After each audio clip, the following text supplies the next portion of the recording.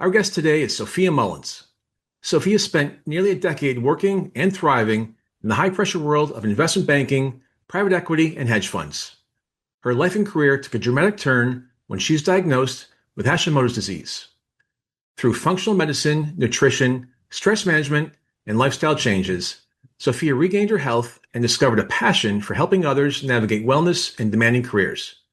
That passion led her to found Wall Street Wellness, a corporate wellness consultancy that helps individuals and companies integrate realistic, sustainable wellness practices into high-pressure work environments. Not only is she the founder of Wall Street Wellness, she's also a certified health and well-being practitioner. Sophia's mission is simple: empower professionals to perform at their best while maintaining their health, resilience, and balance. Sophia Mullins, welcome to Next Steps Forward.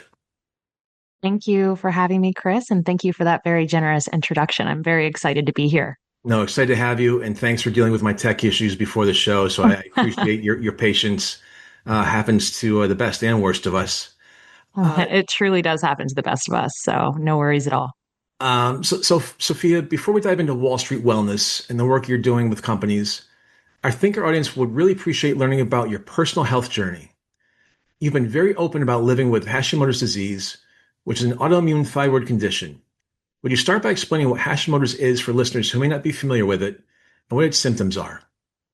Sure. So Hashimoto's is, as you mentioned, an autoimmune condition that affects the thyroid. And it is when your body, and more specifically your immune system, creates antibodies that attack your thyroid tissue. And so your body is creating these antibodies. It's attacking your healthy thyroid tissue and over time degrading the health of your thyroid. So you're not producing your T3, your T4, any of those critical thyroid hormones that affect metabolism, temperature, really a lot of different areas of your life. I like to call the thyroid kind of unspoken motherboard of our health. And so the symptoms really can range across a wide variety of manifestations depending on the person. But I would say most commonly it's dry, brittle skin, hair, nails, very fluctuating energy levels, very sensitive to hot and cold. Really, those are the big ones. Fluctuations in weight gain, changes, having an erratic metabolism. And I experienced all of those. So I was very happy to be able to put a face to the name when I finally was diagnosed with Hashimoto's and then could tackle it from a health perspective and really start working in those functional medicine practices that I learned from my doctor. How draining was it? Extremely draining. But what's interesting is that I was working on Wall Street. And so it actually was something that I felt like all of my symptoms I could also attribute to having a very stressful job. So at first, I'm like, oh, I guess this is just how it is. And this is the sacrifice for having this very high intensity Wall Street job, keeping up with my expectations. And after about 6 months, I was like, I really don't feel like anyone that is 22, 23 should really be feeling this drained. So I started looking for help with doctors, and it was actually about a 2 year journey of finally getting answers. But when I did get answers with the functional practitioner, I was so grateful. 2 years. Yeah. Yeah, I was kicked around a lot of different specialists and actually had a little bit of a lymphoma scare where I was given the PET scan and they wanted to make sure because one of my more random symptoms of Hashimoto's is all of the lymph nodes in my neck were very, very swollen, like the size of cherries. And they wanted to clear out that lymphoma wasn't an issue or was causing that symptom. But luckily, we got to the bottom of it. And a big reason why we were able to detect it is because the first doctors that I was seeing up in New York City, it was more traditional Western medicine, and they were looking at the standard range. And because I was so young and I was at the beginning of Hashimoto's, my symptoms were intense, but I hadn't had the full effects hormonally. And so my panels were, when they were taking my blood work, my thyroid levels were still falling within that standard range. When I worked with a functional practitioner and she was benchmarking everything to the optimal range, it became much more clear that I had early Hashimoto's, and that's what was causing all of these symptoms that kind of came on over the past 2 years. Obviously, your physical health was being challenged during that 2 year period. How was your mental health? How'd you deal with that, both, from dealing with the doctors, but also your job? Yeah, it wasn't great. I would say I was definitely under a lot of stress. Also, it's funny, people say once you have a health problem, it's really the only problem that matters. And definitely, hearing the C word and that it might be lymphoma was really, really scary to hear early on in my 20s. But luckily, we were able to take that off the table pretty easily once I did the PET scan and we were able to look into different causes. But it wasn't great. And what's interesting with Hashimoto's is it can also cause depressive symptoms and a lot of anxiety. And so I definitely had some lulls of that as well. And I have found that now I've been able to manage the autoimmune condition, my mental health as well as my physical health. Like I show up just much more consistently every day, which is really great when you're trying to build something and, bring things into the world. How common is Hashimoto's disease, and what are some early signs that people might overlook? I would say early signs would be just showing up not feeling like yourself. And that can be kind of hard to pinpoint. I feel like it takes a lot of health intuition to really get honest with yourself that I don't feel good and it's not just random or it's actually a pattern. And so for me, I actually started keeping a journal of my symptoms and getting really like, okay, today I have brain fog, today I um am showing up low energy, even though yesterday shouldn't have caused that for me. And just starting to track those symptoms so that I could realize the patterns. Because I think, especially when you're in a job that is super high intensity, it is easy to kind of be on autopilot and not feel good for a while and not even be keeping track of those patterns because you're so distracted by the expectations and kind of the deadlines and other things in life that are beckoning your attention. I know for my own career in Wall Street, super high pressure. You Mhm. received your diagnosis while you're working in the financial industry. Is there any connection between high stress work and Hashimoto's disease? Yes. So it's actually thought that the high stress environments, not Wall Street, but just how you internalize the stress, no matter what industry or profession you're in, can help to exacerbate that immune response. And so I think in my case, especially, and in working with my functional doctor, it definitely was linked to the stress levels I was under. But it wasn't just the objective stress that I was under, it was also how I was internalizing and framing a lot of the stress that came my way. And so I was in what's called chronic fight or flight and constantly just in that very hyper um aware, hyper vigilant state for, 24 hours a day without even realizing it. And having a prescription from a doctor to get more serious around my stress actually really was a big unlock for me with what stress means and how I was perceiving it because stress is honestly inevitable no matter what industry or job you're in. And so it was more of a life skill for me to realize, like, not every email is a saber-toothed tiger and not every deadline is life threatening. And I know that and I say that rationally, but my nervous system took a little bit of time to catch up with that same thought. I mean, life is stressful enough, let alone a high pressure job, right? Yeah, exactly. It didn't help, but it also, I didn't want to be in a situation where any stressors were exacerbating my immune system. And it really inspired me to look inward. And like I said, stress is inevitable. So, how can I take back my control, take back my autonomy, and brace for stress, and then build the tools inside my own tool belt to handle that stress no matter how crazy life gets? Because people always tell me like life is the easiest it will ever be. I don't have children yet. I don't have aging parents yet. And so in this life stage, it feels like a really good opportunity to arm myself with those stress resiliency tools so that when life inevitably gets a little bit more complicated down the road, it's something that I'm already braced for and prepared for. You talked about the 6 month time period where you weren't feeling great, but you weren't sure what it was. And then that Hmm. 2 year period where you're being bounced around from doctor to doctor. Yeah. What was it like for you physically, emotionally, professionally, and in your personal life when you received the official diagnosis? Honestly, I remember just being so relieved. It sounds kind of counterintuitive, but I had been chasing answers for so long that I felt like I finally had a diagnosis. Hashimoto's is also quite common, so it wasn't something crazy. It wasn't lymphoma that had also been brought into the list of possibilities earlier on. And so it actually was a huge relief to be able to have the answer. And then I was very fortunate to be working with a functional practitioner, which immediately she armed me with so many different levers that I could pull in my lifestyle to potentially send the disease into remission without needing any medication. And so we got right into that. And I was luckily able to send the autoimmune disease into remission, manage it through remission without medication. And I'm super grateful for that.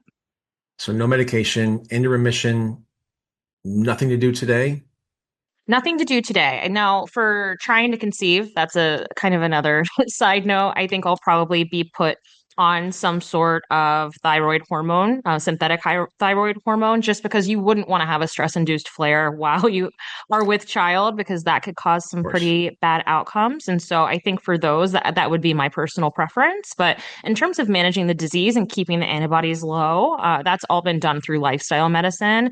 And most of that has been, like I said, really getting honest with myself around stress resiliency, arming myself with those tools to keep a very regulated nervous system, no matter what's thrown my way. Also through diet. So, really, I would say keeping it about 90%, 10% anti inflammatory. So, I am always, for the most part, eating gluten free, dairy mindful, soy free, really trying to eat whole foods as much as possible. And I notice huge impacts on my mood, my energy levels, really any of those symptoms that would have been caused from Hashimoto's. And then also regular movement and being really intentional about the type of movement that I get. That in itself sounds like a full-time job. I think it was a little bit overwhelming, especially going gluten free when I first got the diagnosis. I was like, oh my God, like the bread basket at dinner is my favorite item at the dinner. But everything you kind of, it's a muscle. You get used to it the more that Used you to it. work it. And so many of these health fundamentals have become just pillars of my routine, and I enjoy them because they make me feel good. So it doesn't feel like a full-time job. And I feel like I stack a lot of my life into these healthy habits. And so maybe I'll go for a walk while I'm on a work call, or I will meal prep in between, getting things out in the evening and or on the weekends when I have a little bit more time. And so I've found ways to kind of practically work it into my lifestyle so it doesn't feel as cumbersome as it may sound.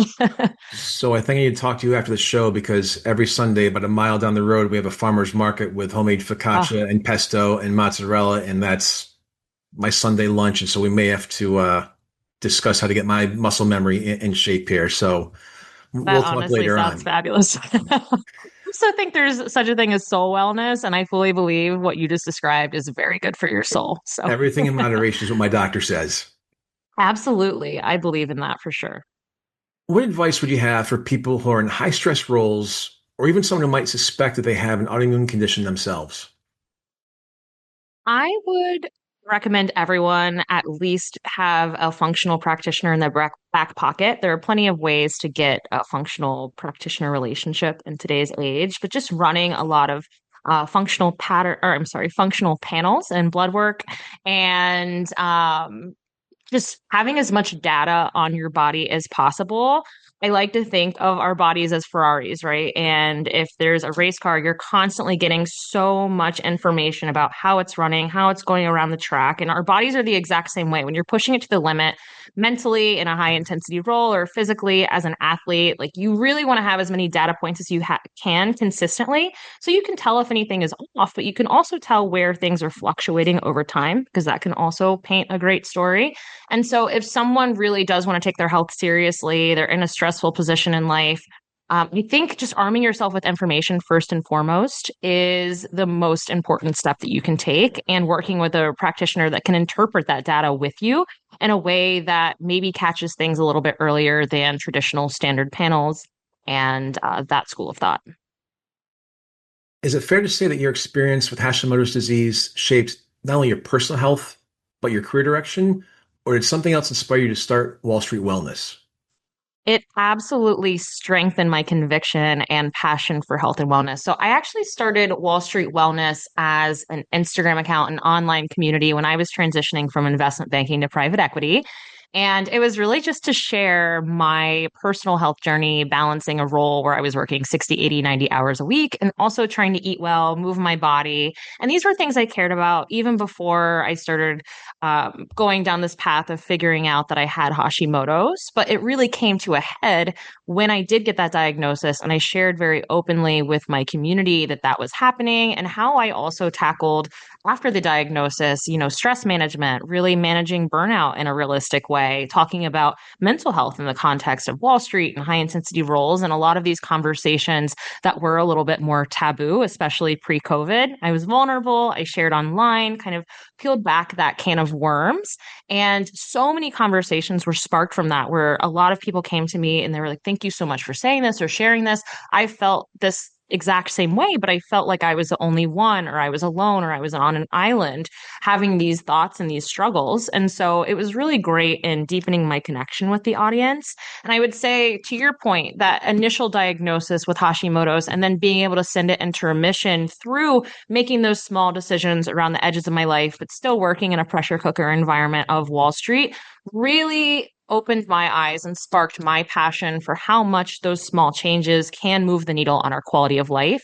And that has become my passion ever since because people that work in high intensity jobs, myself included, we're very driven. We're perfectionists, like some may call us type A, but we want to not just give it all in our career. We want to feel our best. We want to be vibrant. We want to be energized. We want strong social connections. And so how can we optimize our life with, what we feed ourselves from a nutrition perspective, from a movement perspective, from even like social media and the media we consume overall? Like, how do we take a look at all of those pillars and optimize them so that we can feel our best in the day to day and establish what I call as career longevity? So be able to exist in these high intensity spaces for long periods of time without having adverse health outcomes.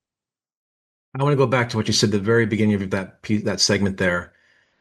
Isn't it amazing to think 10 years ago, or would you ever think 10 years ago that you started a career in a business from an Instagram account idea? Absolutely not. I think that is what is really cool about social media today is that it does give you a voice and a platform, and love or hate the algorithm, it does eventually connect you with the right people. And so I have met so many like-minded people, not just in finance, tech, law, accounting, doctors, stay-at-home moms, all different professions that have really opened my eyes to what I've experienced. This isn't just a Wall Street problem. This isn't even just a high intensity industry problem. These are just human problems where we have really full plates. We have really big ambitions for how we want to live our lives. And so, how do we balance the two? And a lot of that boils down to lifestyle and the decisions we make that are small in the day to day, but really add up to our quality of life over the long run. And just a maybe tangent or follow-up question, have you found those, to your point, those algorithms, whether we love them or hate them, have they gotten you more clients? Is it just more like a Q&A session with people online? I A little bit of both, but I think it's because I've been so authentic online that I have had a lot of organic client interest. And so I don't use my Instagram platform as anything that's salesy. It's really just me walking the walk, talking the talk, and sharing what I'm so passionate about. And because, like I said, it's the right group of people following me, a lot of it resonates. And so a lot of my social media platform has been like the best top of funnel for what I've been offering on the corporate side and what I'm shortly going to be offering on the coaching side. It's just really been a serendipitous feeder for those parts of the business, but it is because it's just like so organically connected. I really believe in what I'm bringing into the world, and so if you watch me doing that for the past 8 years, you're just gonna kind of know that I am the real deal from that perspective. And so I didn't start the account with any ambitions like this. I truly just wanted to connect with people and share my journey and learn from other people. And then it blossomed into this. And I'm like, oh, thank God I started that little Instagram account back in the day because now it has really blossomed into something that, to your point, has kind of reignited a second career for me. So it's just Sophia being Sophia. Yeah, that's Awesome. how I try to keep it because I think especially in social media today there is a lot of smoke and mirrors and there is a lot of people pretending to live these perfect lives and no one needs to see more of that. I'm very open about what's good in my life, what's not so good, what's maybe really challenging, especially when it's come to building the business over the past year. And I found that's what really resonates because the highlight reel, everyone knows it's a highlight reel at this point. So why don't you just show your humanness? And that's what actually is going to set you apart. Are there any low light reels out there? Not so much. I try to keep mine a little I would say mine's a balanced reel. It's the good, the bad, and the ugly, There which you is, go. I think, what is a little bit more authentic. When did you realize that wellness wasn't just something you needed personally, but something you wanted to dedicate your career to? I think when I started having all of these conversations with people in my community, outside of my community, just in different industries, and realizing this is such a common thread. I know many of the men and women that I've even worked with in past roles had, if not one, maybe two and three autoimmune conditions and different health issues. And so these things are not unique to me. And the more that my eyes were opened up to it, the more I realized it was a problem for a lot of people, but also it opened my eyes to how much of a knowledge gap there is. And for me, I'm very passionate about health and wellness. So even though I was working 60, 80, 90 hours a week, I would use that little bit of free time to come up the learning curve on well being as much as I could. But if you're not as passionate as I am, which is, I would say, most people, it is really hard to come up the learning curve of health and wellness and what's actually fact and science based, especially in today's world where you're getting so much information and misinformation thrown at you from all different directions and on social media. So I also realized, like, how can I distill this down to serve people in seats that I've been in a way that is actually efficient and practical for them to consume and implement and actually like experience positive change without it taking hundreds of man or woman hours of researching and getting certifications. And so I kind of just want to distill down all of these experiences and things I've learned into something that's realistic for someone to implement and feel their best without having to, put in the legwork that I have. I love how in the beginning of the show you said some people might call you type A. Some people. Some, In 45 most. seconds ago, you said you were working 60, 80, 90 hours a week. And in Hmm. your free time, you would research this stuff. So we're just going to leave that out there for a minute. So this is a chicken or the egg question. Did you create the business first and then pitch prospective clients, or did you have people who wanted your services and then you created Wall Street Wellness? So I created Wall Street Wellness LLC, which is the wellness consultancy with the same name as the online community about a year ago. And I knew I wanted to build something in this space, but I wasn't 100% sure what I wanted that to look like because a lot of what I'm doing is first of its kind. And so I launched the business and started going out with events for my community, started teasing that I was very interested in doing workshops for corporations and working with businesses. And to this day, I have actually never solicited the business because the right people are following me and I have such an incredible community of people engaged with what I'm putting out there, which I'm so grateful for. Everything that I have done to date, whether it's working with investment banks, asset managers, law firms, tech firms, big three consulting firms, I've done a lot of public speaking with universities.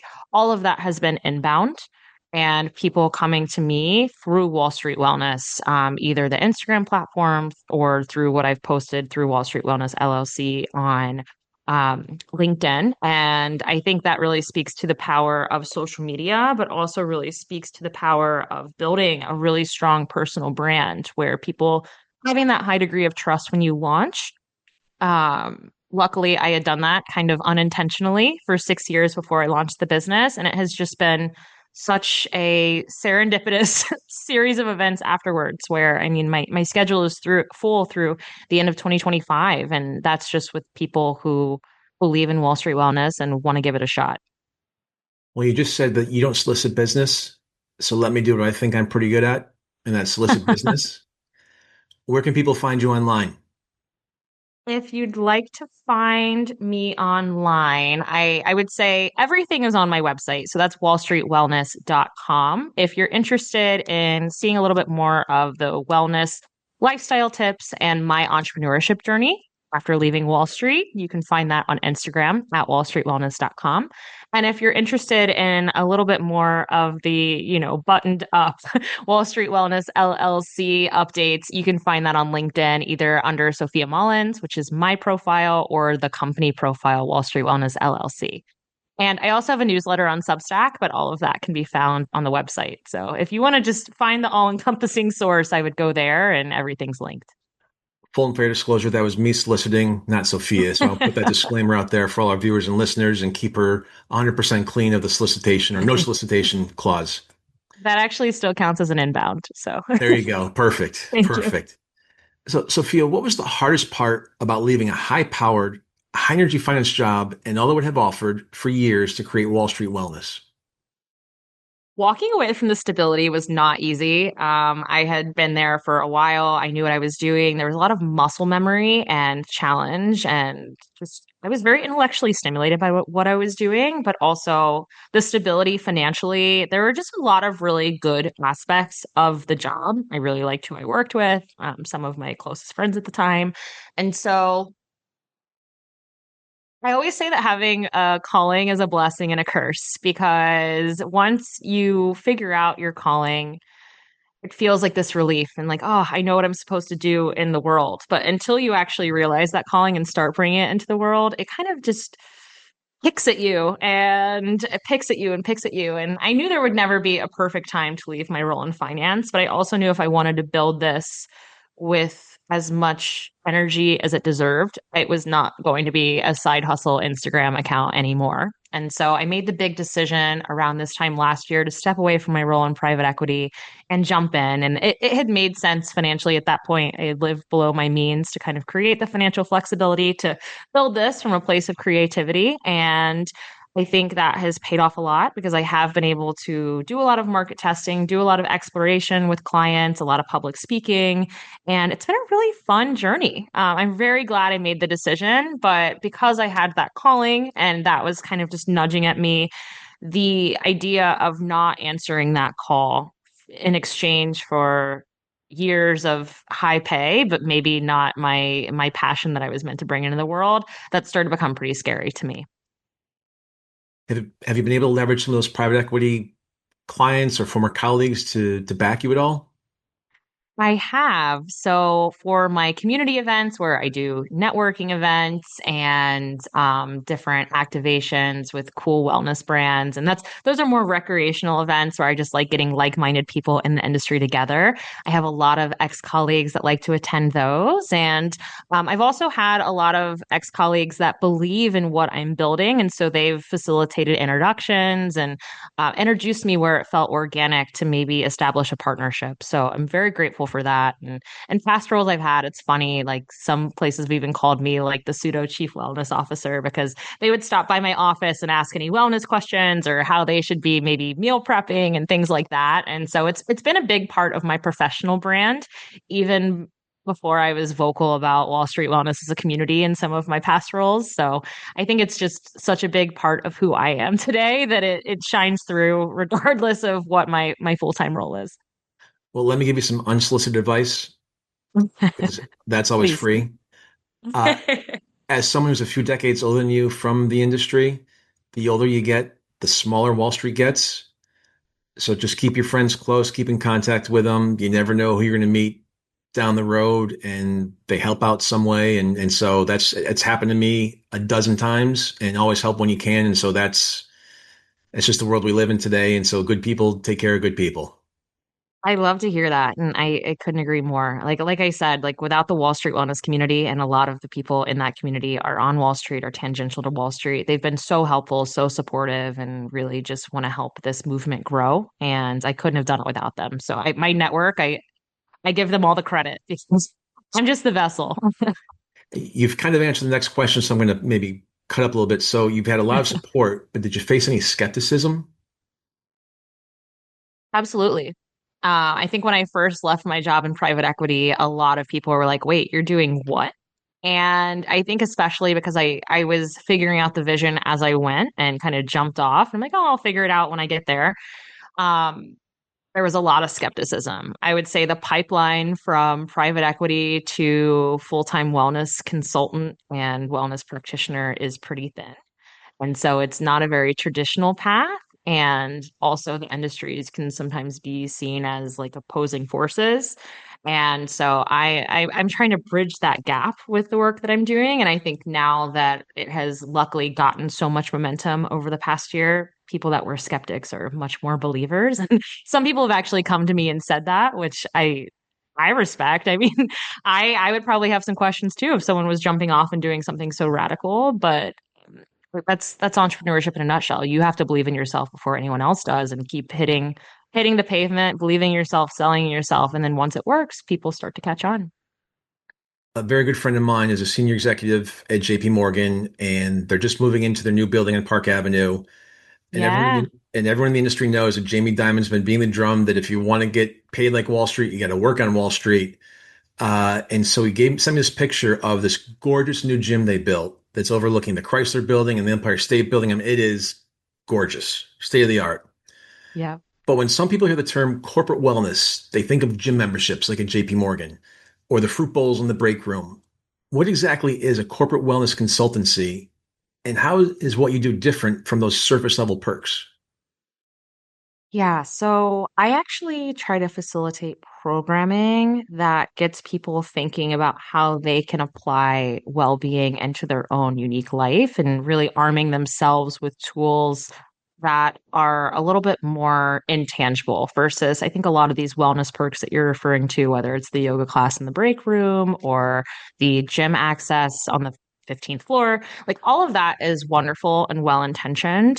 But in my opinion and in my experience and in my conversations, unless you have application and positive change that uses those resources, they're just unused resources. And so a lot of the work that I do with businesses is workshops, training seminars, advisory to actual organizations coming in and educating everyone to a base level across the different pillars of well-being, but then really focusing on prompting reflection. And so how can you take everything that we just discussed that's backed by science and apply it to your own unique lifestyle? And so once people reflect on that and we carve out the time to do so, we then save a good chunk of time during the programming, whether it's the workshops or the training seminars, for there also to be a discussion with your colleagues around what works for you or what you're struggling with or what you're thinking about and curious around.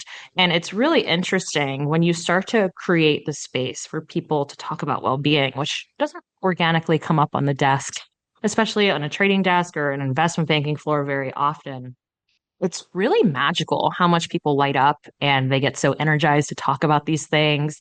And it's funny because a lot of this was supposed to be like a wellness cultural exercise, but it actually ends up being a cross-generational cultural exercise because I think there's been a lot of divisiveness between different generations in the workplace, especially post-COVID. And as we have younger people coming in, Gen Z has a lot of awesome values that they're very vocal about, and those don't always mesh with millennials and Gen X and boomers. And so um, there's been a little bit of unspoken tension that hasn't quite worked its way out of the current work system post COVID. And I've found that these workshops have been really helpful in just opening the conversation to talk about things that aren't just work and they're well-being focused and allow people to rehumanize one another and be actually like, wow, I have so much in common with my coworker. And we actually both go for walks in the morning, or we both care about what we're eating, or, maybe we both even have Hashimoto's. And when you create the space, people want to talk about it. And it's so funny. We'll book, 45 minutes of a workshop for the discussion. And oftentimes people will stay 30, 40, an hour longer than we even had the conference room for the workshop because they're so excited to go through these topics with their coworkers. And so that's been one of the most unexpected I would say happy surprises of bringing this into workplaces is it ends up being like it's a very well-intentioned wellness cultural exercise, but ends up just, being so great for culture and making people just like their coworkers and reconnect with their coworkers in a way that I think is very needed. How does that make you feel personally and professionally that when your workshop's over, you've got people hanging around for another half an hour to an hour? It's the best. It makes me so happy because I do feel like I am definitely serving a past version of myself who would have benefited not just from the topics and the science and the programming, but would have really benefited from those closer connections with my coworkers. So when I've seen that side of things, I'm like, wow, hopefully this is actually establishing career longevity for these people and like making them want to stick around, even though, there will always be times where you have crazy client deadlines and things are crazy. And some of that can be fun, some of it can be not so fun. But regardless of those conditions, like you feel closer with your coworkers and you want to stick around in that environment. And so that's just, it's the best. I really enjoy it. And it makes me feel like I'm maybe having a drop in a bucket of positive change for people that are looking for it. And I apologize, you're about a year into this?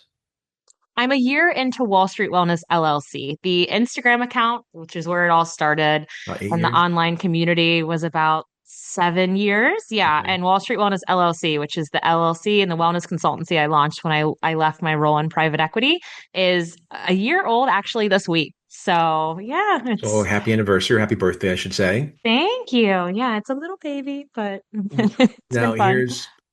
here's the sucker punch. And it's the question I ask most of my guests, given all your recent success, all your wisdom, when are you going to write a book? It's actually on my bucket list. So See? I love that you it's probably on most people's bucket lists. You have to do it. Hmm, It's cleansing. when I know, I think What do you it's not mean when? You now. used to work 60, 80, 90 hours a week. That you've got a lot of free time now. What do you mean when?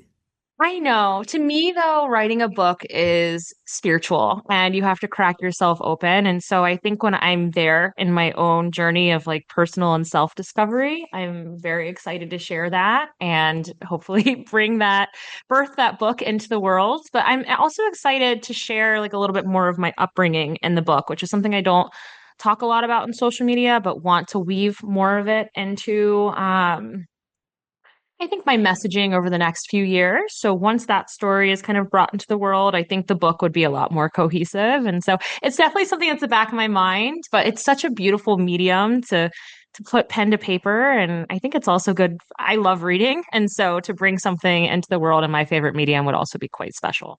So I wrote my first one during COVID, and it was very therapeutic. And I did talk about my Yeah. upbringing, but it's a very small and short book. It was more like a diary than anything else. But I highly recommend it because it did let me open up on a few different things. The biggest thing for me Wow. was my 9/11. I've Hmm. self-diagnosed myself with PTSD, and that really let me open it up on that and sort of let me do my healing. And Wow. so, highly recommend it in your spare time. Yeah, Quote, that's spare huge. That's time. a huge recommendation. No pressure No, though. that's really special. That's really special. We'll have to talk about after the episode. I'd love to pick your brain because Absolutely. Absolutely. it to your point, it does crack you open in a It way does. that is really beautiful. No, it is. So, what does Wall Street Wellness do that companies can't, won't, or shouldn't just do in-house? It's a good question. All my questions are good. I got I a great know that one's writer. especially good. I guess that one's good because it's tricky. Nothing that I'm doing is not repeatable. It's just someone has to be brave enough to also do it themselves and speak up about these things on a new frontier. And so I don't want to, say that I'm selling some like, magic beans. It's a workshop that is based on, realistic functional well-being practices, how you implement them, and then how you can bring them into your life and share them with others and have a conversation around it. And so I don't think that's happening organically in organizations. And I think it's a little bit easier to bring in a third party who is facilitating that and has success facilitating that in some of the toughest organizations out there.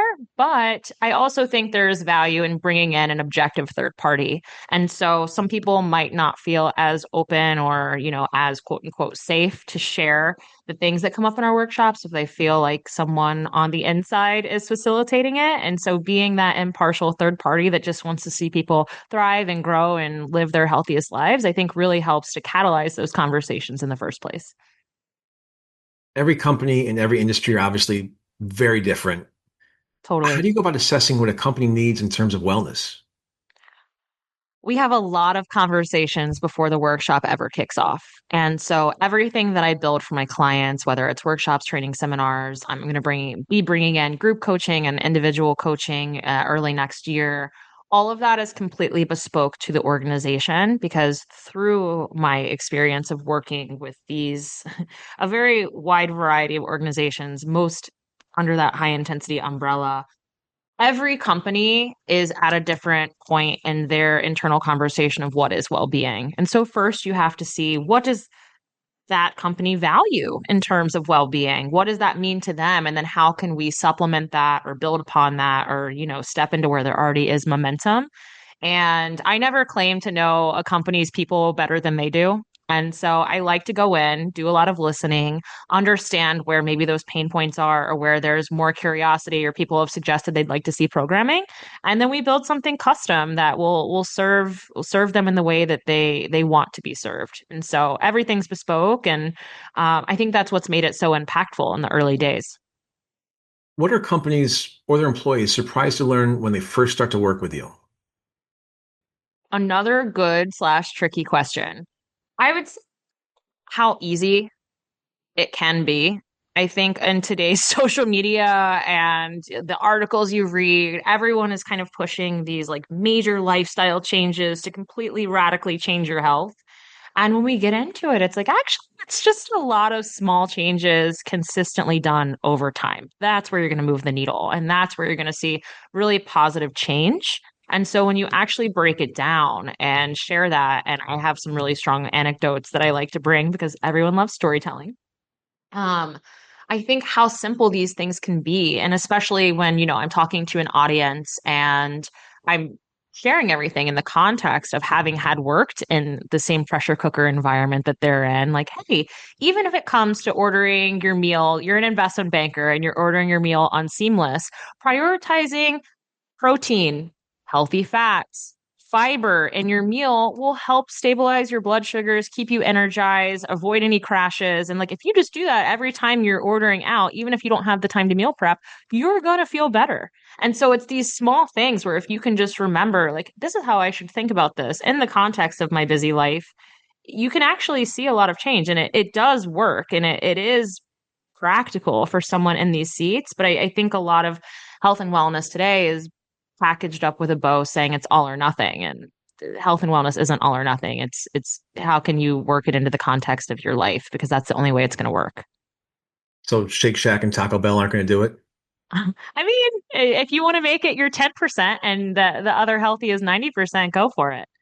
I love a good indulgence on the weekend or, that Friday night skinny margarita. So I'm by no means perfect, but that's, I think by letting yourself enjoy those indulgences, it sends you back into your routine even more full force. Totally agree. What excites you most about empowering people in high pressure industries to protect and improve their health and well being?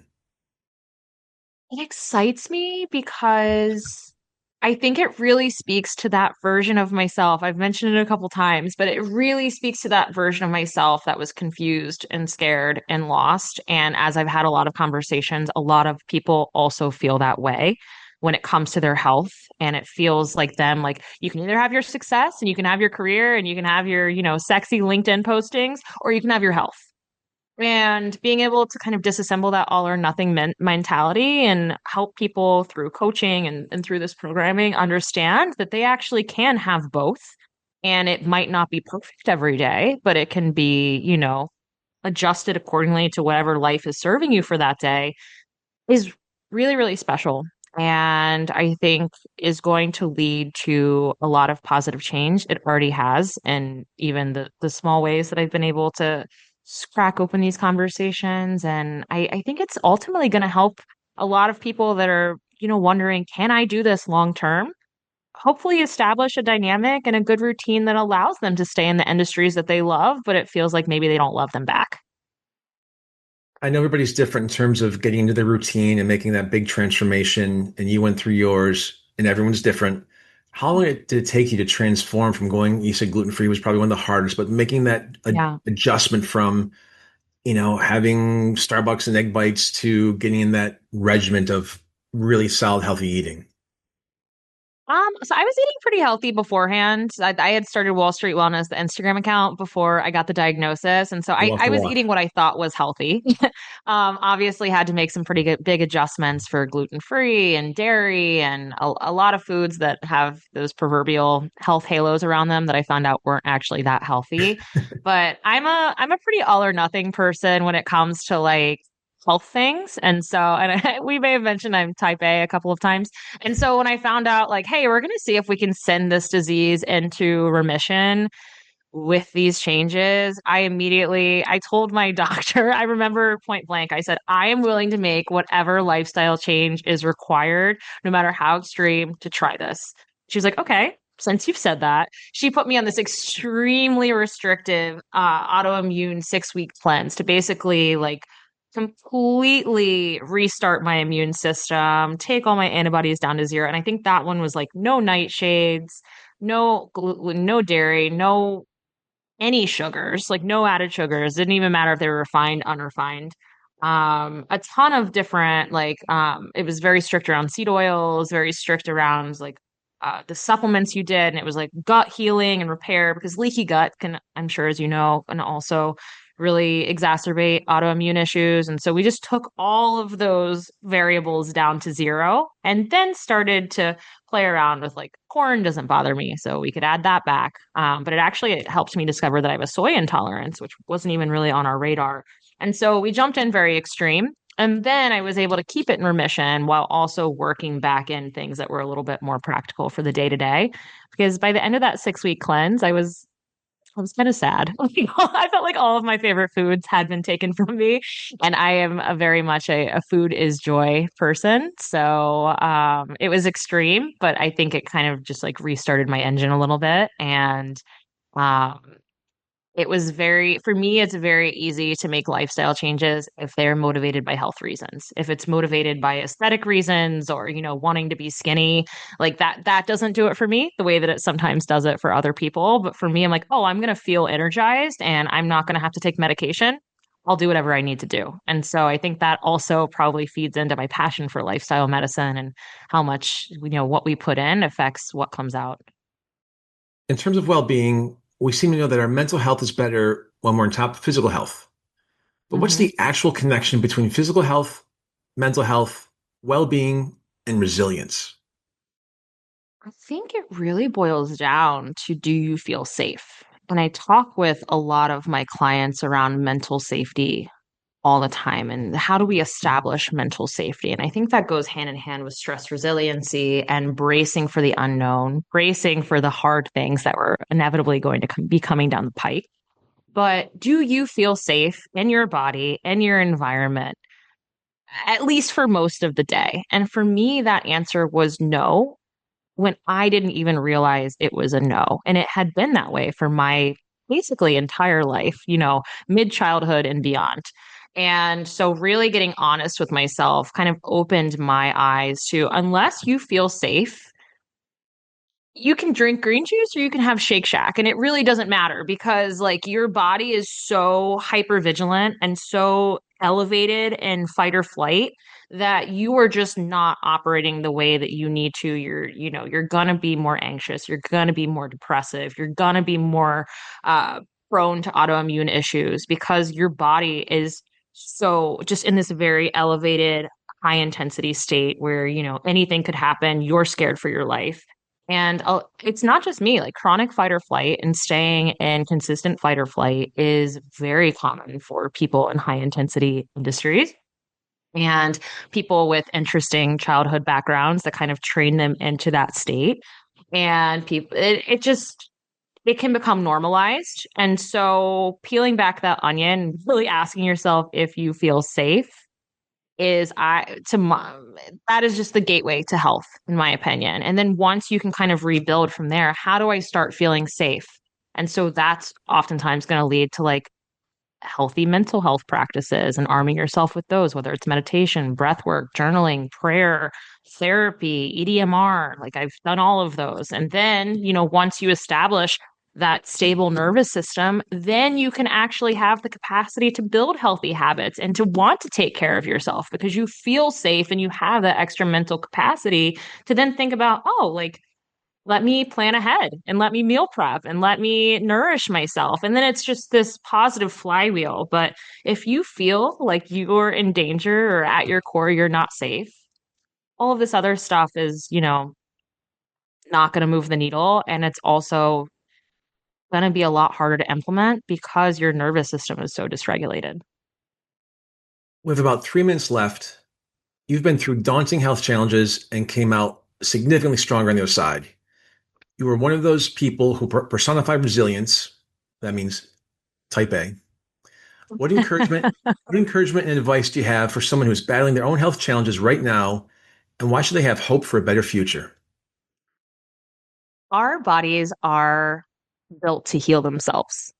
And that is something that I had to reteach myself. I think, especially when I was going through a 2 year health journey, I kind of got into this limiting belief system that my body is bad, my body is unhealthy, my body can't take care of me. And that definitely didn't help with the mental safety side of things, but it also wasn't helping with my healing. And so when I was able to really empower myself, that actually, when you give your body the right tools and the right inputs, it is designed to consistently and perpetually heal itself. And that's such a beautiful, empowering place to look at your health from.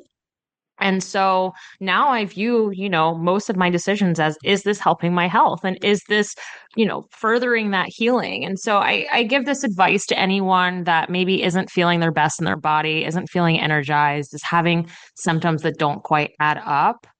Once you figure out what works for you, and we're all bio individual and all of our optimal inputs look different person to person, but keep going to figure out what works for your body because your body, one, deserves it, but two, is craving that day when you finally start taking care of it the way that it wants and you have that connectivity with what it wants so that it can heal itself. And so just approaching health from the idea that like our bodies want to be well.